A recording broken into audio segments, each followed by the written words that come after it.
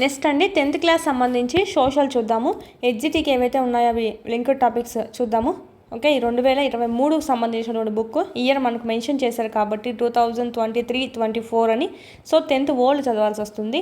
So ఇక్కడ మనకు linked అన్ని లింక్డే, ఇది అవసరం లేదు. రామాపురం గ్రామ ఆర్థిక వ్యవస్థ అనేది అవసరం లేదన్నమాట, ఆల్మోస్ట్ అవసరం లేదు. టైం ఉంటే కానీ చూసుకోవచ్చు, అయితే అవసరం లేదు. 13, 14, 15 ఈ 3 కూడా అవసరం లేదు. మిగతావన్నీ మనకు లింక్డే అనమాట, చదవాలి. సో దీంట్లో భాగంగా ఫస్ట్ లెసన్ చూద్దాం. భారతదేశం భౌగోళిక స్వరూపాలు. భారతదేశం భౌగోళిక స్వరూపాల్లో చూసినట్టయితే మీకు ముందుగానే చెప్తున్నా, 9th ఆల్రెడీ న్యూ చేస్తున్నాం కదా సోషల్. సో మొత్తం అండి ఈ 10th సోషల్ ఏదైతే ఉందో ఈ ఫస్ట్ లెసన్, సో మొత్తం దాంట్లోకే పెట్టేశారనమాట. అంతా ఆ బిట్సే ఉన్నాయి, మ్యాటర్ కూడా అంతా ఆ మ్యాటరే ఉంది. సో చూద్దాము. ఫస్ట్ ఆఫ్ ఆల్ మనకి ఇక్కడ మ్యాప్ అనేది ఇచ్చారు. మ్యాప్ చూసుకున్నట్టయితే ఇది మనకు భూమధ్య రేఖ అనమాట. ఇది భూమధ్య రేఖ, ఆఫ్రికా ఉంది కదా, ఆఫ్రికాను సగ భాగంగా వెళ్తూ ఉంటుంది భూమధ్య రేఖ. మనకి ఇక్కడ చూడండి, ఇదంతా మనకు ఉత్తరార్ధగోళము, ఇదంతా దక్షిణార్ధగోళము. మన భారతదేశం ఎక్కడ ఉంది? ఉత్తరార్ధగోళంలో ఉంది. ఓకేనా, ఇది మనకు ఉత్తరము దక్షిణం పోల్చుకుంటే. ప్లస్ మనకి ఇక్కడ మనకు చూసినట్టయితే ఇట్లా మనకు రేఖాంశాన్ని హాఫ్ చేసినట్టయితే ఇది మనకు ఈ పక్క అంతా ఉండేదేమో తూర్పార్ధగోళము, ఇదంతా మనకు పశ్చిమార్ధగోళము. భారతదేశం ఏ వైపున ఉంది? తూర్పార్ధగోళంలో ఉంది, అంటే ఈ పక్క ఈ సైడ్గా ఉంది కదా. సో అది మనకు ఇక్కడ మనకు ఈ అక్షాంశాలను రేఖాంశాలను ఎందుకు ఉపయోగిస్తారంటే, ఒక ప్రదేశాన్ని లేదా ప్రాంతాన్ని మనం ఖచ్చితంగా సూచించడానికి ఈ అక్షాంశాలని రేఖాంశాలని ఉపయోగిస్తారనమాట. రేఖాంశం, అక్షాంశం ఈ ప్రాంతాన్ని సూచించాలంటే ఇది కరెక్ట్ ప్లేస్ అని చెప్పి, లొకేషన్ అని చెప్పుకోవచ్చు. సో ఈ విధంగా సూచించడానికి ఈ అక్షాంశాలు రేఖాంశాలు అనేటివి యూజ్ అవుతాయి. నెక్స్ట్ మనకి ఇక్కడ చూడండి, భారతదేశం చాలా విశాలమైన దేశం అని ఇచ్చారు. ఇది పూర్తిగా దక్షిణార్ధగోళంలో ఉంది అని ఇచ్చారు. రాంగ్ అండి, ఇక్కడ మనకు స్పెల్లింగ్ మిస్టేక్ పడింది. ఉత్తరార్ధగోళంలో ఉంది. దీంట్లో ఏమన్నా మనకు 10th ఓల్డ్లో కన్నా రాంగ్ ఏమన్నా ఉంటే గన ఏం చెయ్యాలి? ఇది ఫాలో అవ్వాలన్నా, ప్రీవియస్ క్లాసెస్ ఫాలో అవ్వాలన్నా అంటే 3rd నుంచి 9th వరకు మనకు న్యూ టెక్స్ట్ బుక్స్ ఇచ్చాడు సిలబస్లో. 10th ఒకటే ఓల్డ్ ఇచ్చాడు. సో ఇప్పుడు ఏం చేస్తారంటే మీరు ఇక్కడ 3rd to 9th ఏదైతే ఉందో అదే ఫాలో అవ్వండి. న్యూ టెక్స్ట్ బుక్స్ ప్రకారం ఏదైతే ఉందో అది మనకు ఉత్తరార్ధగోళంలో ఉంది. భారతదేశం ఉత్తరార్ధగోళంలో ఉంది. ఓకేనా, సో ఆన్సర్ ఇది మనకు ఉత్తరార్ధగోళం అనేది చూసుకోవాలి. ఈ దేశం భారతదేశం చూసినట్టయితే ఉత్తర రేఖాంశాలు, తూర్పు అక్షాంశాలు కూడా మనకు చూసినట్టయితే కొంచెం తప్పిచ్చాడండి. ఇది కూడా మనకు 6th, 7th మెయిన్ 7th సోషల్లో ఉంది. 7th సోషల్లో ఉంది, ప్లస్ 9th సోషల్లో కూడా ఉంది. ఈ రెండిట్లో ఎలా అయితే ఉందో అదే ఫాలో అవుదాం. ఏముందంటే కనుక 8 degrees 4 minutes ఉత్తర అక్షాంశం నుంచి 37 degrees 6 minutes ఉత్తర అక్షాంశం వరకు భారతదేశం విస్తరించి ఉంది. నెక్స్ట్ ఇక్కడ తూర్పు రేఖాంశం చూసుకున్నట్టయితే 68 degrees 7 minutes అంటే 68 degrees 7 minutes తూర్పు రేఖాంశం అని ఉండాలి, అక్షాంశం కాదు ఇక్కడ రేఖాంశం. ఓకే, అక్కడి నుంచి 97 degrees 25 minutes తూర్పు రేఖాంశం. ఓకేనా, ఇక్కడ మనకు డయాగ్రామ్లో కూడా ఇచ్చిండారు, రైట్గానే ఇచ్చారు డయాగ్రామ్లో ఏమో. సో దీన్నే ఫాలో అవ్వండి. ఓకే, ఇంపార్టెంట్ ఇది మనకు according to new text books ప్రకారమే మనము చూసుకుందాము. ఓకేనా, ఎందుకంటే 3rd to 9thలో ఉన్నటువంటి దాంట్లో నుంచే మనకి ఇక్కడ న్యూ ఏదైతే అంతా న్యూ టెక్స్ట్ బుక్స్ కాబట్టి సో దాన్నే ప్రామాణికంగా తీసుకుందాం. ఇలాంటి చిన్న డౌట్స్ ఏమైనా ఉంటే కనుక. నెక్స్ట్ మనకి ఇక్కడ చూద్దామండి. ఇంకా మనకి చూసినట్టయితే ఇందిరా పాయింట్ అనేది ఎక్కడ ఉందో గుర్తించండి అన్నారు. ఇందిరా పాయింట్ ఎక్కడ ఉంటుంది? మనకు తమిళనాడుకి లాస్ట్లో ఉంటుందండి. ఇది మనకు కన్యాకుమారి దగ్గర ఉంటుంది ఇందిరా పాయింట్ అనేది. 2004లో సునామీ రావడం వల్ల ఇది ఇప్పుడు అది మనకి లేదన్నమాట. ఆంధ్రప్రదేశ్ డాష్ ఉత్తర అక్షాంశం మధ్య డాష్ తూర్పు రేఖాంశం మధ్య ఉంది. ఎక్కడెక్కడ ఉంది అంటే ఇది మనకు 7th సోషల్లో ఉందండి. 7th సోషల్లో ఉంది. ఏపీకి సంబంధించినటువంటి అక్షాంశాలు ఇచ్చాడు 12. ఓకే, 12 degrees 41 minutes ఉత్తర అక్షాంశం టు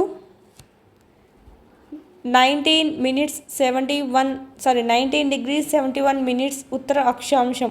ఓకేనా, నెక్స్ట్ తూర్పు రేఖాంశం చూసుకున్నట్టయితే 77 degrees to 84 degrees 40 minutes తూర్పు రేఖాంశం మధ్యన ఉంది. ఏపీ, ఆంధ్రప్రదేశ్, ఉమ్మడి ఆంధ్రప్రదేశ్ అండి. ఓకే, నెక్స్ట్ ఇక్కడ మనకు స్కేల్ ఇచ్చాడు, స్కేల్ ప్రకారం కనుక్కోమన్నారు. సో మామూలుగా మనం చూసుకున్నట్టయితే ఆంధ్రప్రదేశ్ తీర పొడవు ఎంత?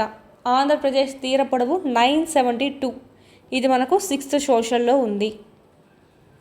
7th సోషల్లో అయితే 974 ఉంది. రెండు రైట్గానే చూసుకోవచ్చు. 6th క్లాస్లో 972 ఉంది, 7th 974. రెండు న్యూ టెక్స్ట్ బుక్లే, రెండిట్లో ఏదైనా రైట్ అవుతుంది. ఏపీ యొక్క తీర పొడవు. నెక్స్ట్ చూద్దామండి. భౌగోళికంగా భారతదేశం ఉన్న స్థితి శీతోష్ణ స్థితిలో ఎన్నో వైవిధ్యాలకు కారణం అనేది అవుతుందండి. ఎందుకు అంటే మనకు భారతదేశం చూసినట్టయితే ఈ పక్క అరేబియన్ సీ ఉంది, హిందూ మహాసముద్రం ఉంది, బంగాళాఖాతం ఉంది. సో ఇది ఉండేటువంటి ప్లేస్, భారతదేశం ఉండేటువంటి ప్లేస్ని బట్టి శీతోష్ణ స్థితుల్లో ఎన్నో వైవిధ్యాలు అనేటివి మనం చూడవచ్చు. అందువలనే ఇక్కడ మనకు అనేక వృక్ష జాతులు ఉన్నాయి, జీవజాతులు ఉన్నాయి, వివిధ రకాల పంటలు కూడా పండడానికి చాలా అనువుగా ఉందన్నమాట భారతదేశము. ఓకే, తీర ప్రాంతం కూడా బాగా పొడవైన తీర ప్రాంతము. హిందూ సముద్రంలోకి ఇది మనకి ఇలాగ చొచ్చుకొని రావడం వల్ల వ్యాపారానికి కూడా మా చేపలు పట్టడానికే కాకుండా వ్యాపారం చేయడానికి కూడా మార్గాలుగా ఇది యూజ్ అవ్వడం అనేది జరుగుతుంది. వ్యాపార మార్గంగా యూజ్ అవుతుంది. సో ఇలాగ భారతదేశం యొక్క ప్రత్యేకత. ఇది ఆల్రెడీ మనం అంతా చూసుకున్నాం. 9thలో ఉంది ఈ ఆల్మోస్ట్ మ్యాటర్ అంతా. భారతదేశానికి 82 degrees 30 minutes తూర్పు రేఖాంశాన్ని ప్రామాణిక రేఖాంశంగా మనం పరిగణించడం జరుగుతుందండి. ఇది మనకు ఏ ప్రాంతం గుండా వెళ్తుంది అంటే అలహాబాద్ ప్రాంతం గుండా వెళ్తుంది. ఇంపార్టెంట్. భారతదేశ ప్రామాణిక కాలమానానికి IST అంటాం, ఇండియన్ స్టాండర్డ్ టైం. భారతదేశ ప్రామాణిక కాలమానం. ఓకే, ఈ కాలమానానికి ఇదే ఆధారం అన్నమాట. ఏది? ఈ ప్రామాణిక రేఖాంశం. దీని గుండా ఏదైతే పోతుందో అదే మనకు ఆధారం అన్నమాట. ఈ గ్రీనిచ్ ప్రామాణిక రేఖాంశం ఈ గ్రీనిచ్ ప్రామాణిక కాలానికి ఈ మనకు IST అనేది మనకు 5.5 hours ముందు అనేది ఉంటుందండి. గ్రీన్విచ్ ప్రామాణిక కాలానికి భారతదేశ ప్రామాణిక కాలమానం అనేది 5 hours ముందు ఉంటుంది. మనకు ఆప్షన్స్లో 5 hours ముందు ఉంటుందా, 5 hours తర్వాత ఉంటుందా, లేక 2.5 hour ఇలాగ ఇస్తాడు కన్ఫ్యూజ్ చేయడానికి. సో చూసుకోవాలి, 5.5 hour ముందు ఉంటుందన్నమాట. సో ఇది మనకు ఇక్కడ చదువుకునేది అయితే ఈ పేజ్లో. ఇదంతా మనకేం అవసరం లేదు, పిక్చర్ ఇచ్చి రాయమన్నారు. ఇక్కడ మనకు చూడండి, ఇది మనకు ఆల్రెడీ చెప్పుకున్నాము. ఈడ మనకు ఉత్తరం ఇచ్చాడు, ప్లస్ ఇక్కడ మనకు చూడండి ఇక్కడేమో దా అని ఇచ్చాడు. సో మామూలుగా ఈ మ్యాప్ని బట్టి ఇది మనకు ఇచ్చాడు కానీ ఓకేనా, పడమర తూర్పు అని చెప్పి. ఇక్కడ మనకు 8 degrees 4 minutes ఏమని అర్థము? ఉత్తర అక్షాంశం అని అర్థం అనమాట. ఓకేనా, ఇక్కడ కూడా మనకు ఉత్తర అక్షాంశం. ఇదైతే కనుక తూర్పు రేఖాంశం. 68 degrees 7 minutes తూర్పు రేఖాంశం. ఇక్కడ కరెక్ట్ ఇచ్చడం వల్ల డయాగ్రామ్ అనేది. ఓకేనా, 97 degrees 25 minutes తూర్పు రేఖాంశం. ఇది మనకు కరెక్ట్గా ఇచ్చాడు. నెక్స్ట్ ఇక్కడ చూడండి, మనకి ఇక్కడ ఇట్లా అడ్డంగా చూసుకున్నట్టయితే ఈ వైపు నుంచి పడమర వైపు నుంచి తూర్పు వరకు ఎంత కిలోమీటర్స్ విస్తరించి ఉంది అంటే 2933 కిలోమీటర్స్, 2933 కిలోమీటర్లు. ఆల్రెడీ మీకు హింట్ కూడా చెప్పాము. 3 into 3 ఎంత? 9. 3 ఎన్నిసార్లు వచ్చింది? 2 సార్లు వచ్చింది. ఓకేనా, ఈ విధంగా మీరు గుర్తుపెట్టుకోవచ్చు. ఆప్షన్స్లో ఇస్తే గుర్తుపట్టేదే కదా, సో ఈజీగా గుర్తుపట్టచ్చు. ఉత్తరం నుంచి దక్షిణంకి సరిహద్దు చూసంటే, ఉత్తరం నుంచి దక్షిణానికి చూసినట్టయితే 3214 కిలోమీటర్స్ అంటే 3214 కిలోమీటర్లు. ఓకే, ఇది మనకు చూడండి 1 2 3 4 వరుసగా మనకు ఒకే నెంబర్లోనే ఉన్నాయన్నమాట. సో ఈ విధంగా మీకు హింట్ పెట్టుకోవచ్చు. నెక్స్ట్ ఇక్కడ మనకి ఇంకా మ్యాప్, ఇక్కడ అరేబియన్ సీ, బంగాళాఖాతం ఉంటుంది, ఇదంతా హిందూ మహాసముద్రం ఉంటుంది. ఓకే, ఇక్కడ మనకు లక్షద్వీపులు ఉన్నాయి, అండమాన్ నికోబార్ దీవులు ఇక్కడ ఉన్నాయి. ఇంకంతా మనకు చూడండి కర్కట రేఖ చూసినట్టయితే ఈ విధంగా మనకు భారతదేశానికి దాదాపు హాఫ్ చేసినట్టుగా వెళ్తుందండి. ఇక దేశాలు చూడండి, సరిహద్దు కల దేశాలను అడుగుతాడు. పాకిస్తాన్ ఉంది, ఇక్కడ చిన్నగా రొంత ఆఫ్ఘనిస్తాన్ ఉంటుంది. ఓకే, ఇదంతా చైనా, నేపాల్, భూటాన్, బంగ్లాదేశ్, మయన్మార్. ఇవి మనకు సరిహద్దులో ఉండేటువంటి దేశాలు. ఇంకో రకంగా ఎలా ఆడుతారంటే భారత ఉపఖండం మీద ఉండేటువంటి దేశాలు ఏంటివి అంటారు. సో ఇక్కడ కూడా మనం ఇవి కూడా చెప్పుకోవచ్చు అనమాట. నెక్స్ట్ శ్రీలంక కూడా మనకు చెప్పుకోవచ్చు. శ్రీలంక ఇది మనకు చూసుకున్నాము. నెక్స్ట్ చూద్దాము భూగర్భ నేపథ్యం. ఆల్రెడీ 9th క్లాస్లో తెలుసుకున్నాం కదా అని ఇచ్చారండి. సో చూద్దాము. ఇక్కడ మనకు కొత్త మ్యాటర్ ఏంటంటే 9thలో లేనిది ఏంటంటే ఈ రోంత మాత్రమే. గోండ్వానా భూమిలో భాగంగా భూగర్భ నిర్మాణాలు, శిలా శైథిల్యం, క్రమక్షయం, నిక్షేపణం వంటి ప్రక్రియ వల్ల భారతదేశ భూభాగము, నేలలు అనేటివి ఏర్పడ్డాయి అన్నమాట. ఏ భూమిలో భాగంగా? గోండ్వానా భూమిలో భాగంగా. మిలియన్ సంవత్సరాల నుంచి ఈ అంశాలు నేడు మనం చూస్తున్న భౌతిక స్వరూపాన్ని ఏర్పరిచి మారుస్తూ ఉన్నాయన్నమాట. ప్రపంచ భూభాగం అంతా మామూలుగా 2 ప్రధాన భూఖండాలుగా విభజించారండి.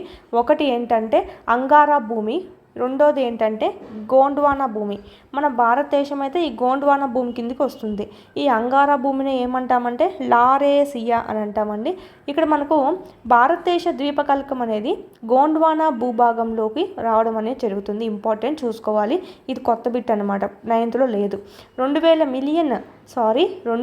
మిలియన్ సంవత్సరాల క్రితం గోండ్వానా భూభాగం అనేది ముక్కలుగా విడిపోయిందంట.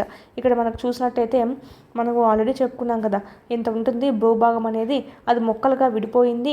అలా సముద్రాల్లో తేలుతూ వచ్చేసి ముందున్నటువంటి మనకి ఇది యూరప్ ఖండం ఏదైతే ఉందో, ఆసియా ఖండం ఏదైతే ఉందో దాన్ని ఇలాగ ఢీకొనడం జరిగింది.